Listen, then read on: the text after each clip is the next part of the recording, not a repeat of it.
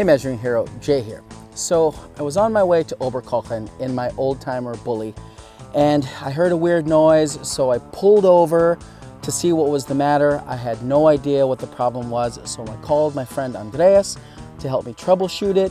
He came, we looked, and it seems like there might be something with the carburetor. So at this point, he went back to Oberkochen to see if he could come up with a new part to replace it. So now I guess I'll just sit and wait, and hopefully he can come up with something and I can still make my meeting. Hi Andreas. Hi Anna. What can I do for you today? I have a little issue with a part from a motor, from an old-timer motor.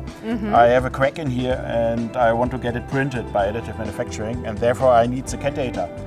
Can you help me in this case? Yeah, sure. We have the core competence here. So please grab a coffee, have a seat, and I'll solve that for you. Thank you. You're welcome. Felix, hi. Hi Anna. How are you doing? Good, thanks. How are you? Also good. I good. have today a problem from our colleague Andreas, who is a completely old-timer freak, and he has a damaged part. Okay. So he needs to repair that, or actually he needs to replace that. But for that, we will need a 3D data, because the only possibility is to print that afterwards with a 3D printer machine. Could you help us? I think yes, it should be rather easy with our X-ray CT systems to generate a 3D model or data of this. I have a fixture here like this, so it's actually a rather easy process with CT fixturing a part. You just put it in a flower foam like this, place it like this, that's rather stable, and the next step would be to put it in the CT system. Okay, great.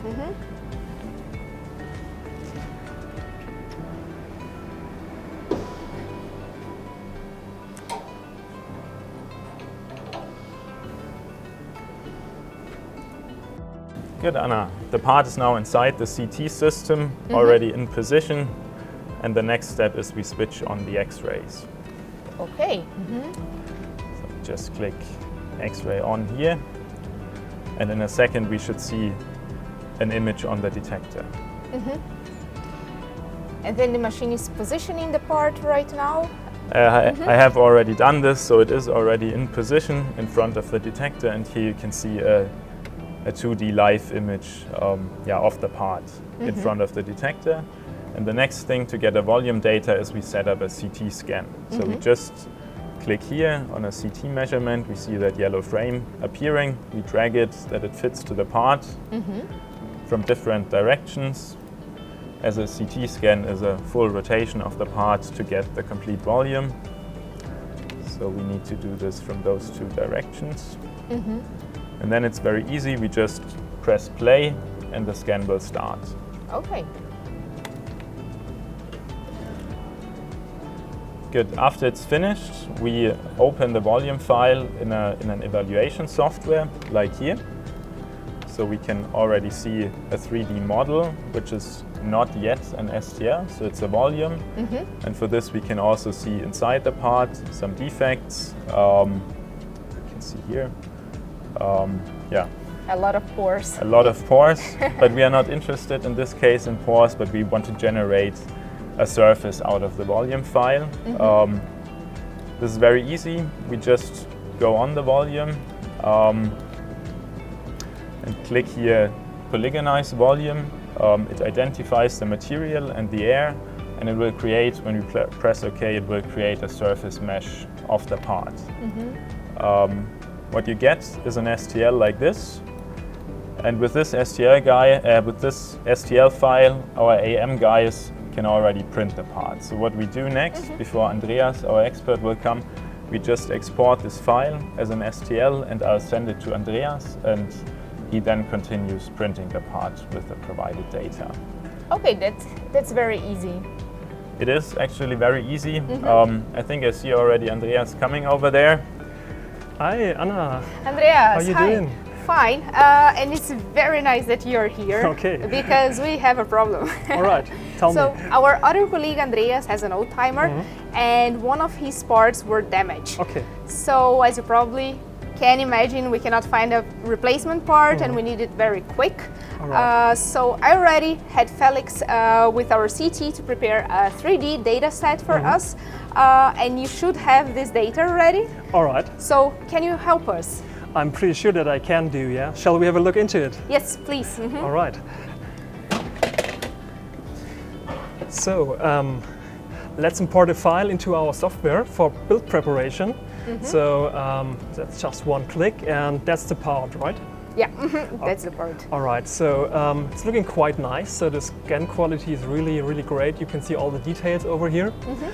So I think there is no real need to repair the part, so that should be fine for printing. Okay, great. So we can really start right now for preparing. So I will import our build platform here. So this is the volume where we will print. So this is our 3D printer, and this is our tiny part on the bottom. So what you can see here, it's levitating a little bit. So we need to fix that on the platform. Okay. So we can apply some support structures, so like that. So the support structures are the same material. So we will have a complete metal part in the end. And we will use the laser powder bed fusion process. So we will use a laser tool to fuse very fine metal powder. So the quality will be very good in the end. Okay, that will be great. That should work out very, very well. And why is the part tilted for the printing? So if you tilt the part, you can improve the angles. So less support structures are needed, and so the print will get faster, will get cheaper, and also the post-processing, you have to remove the supports and you have to grind it over, and this will be easier also. Okay, that's nice. So that's basically it. So now we can send the print file to the printer and can start printing. Okay, great. Yeah, and I'm pretty sure that we can help you out very, very fast. Okay, that would be nice. Yeah. So I will give you a call as soon as we have finished, and then we can get driving again. Okay, perfect. All right. So So, see you we'll soon. be in touch. Bye.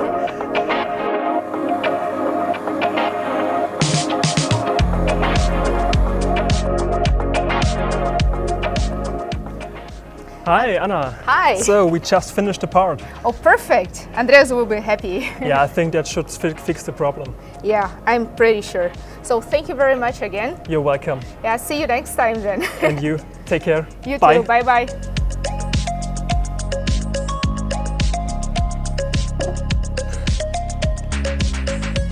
Don't even start. I have your part already. Just finished. Yes, just finished. And the quality is just perfect. Anna, thank you so much. I hope it solves your problem. I will give you feedback. Yeah, that would be great. Thank you very much. You're welcome.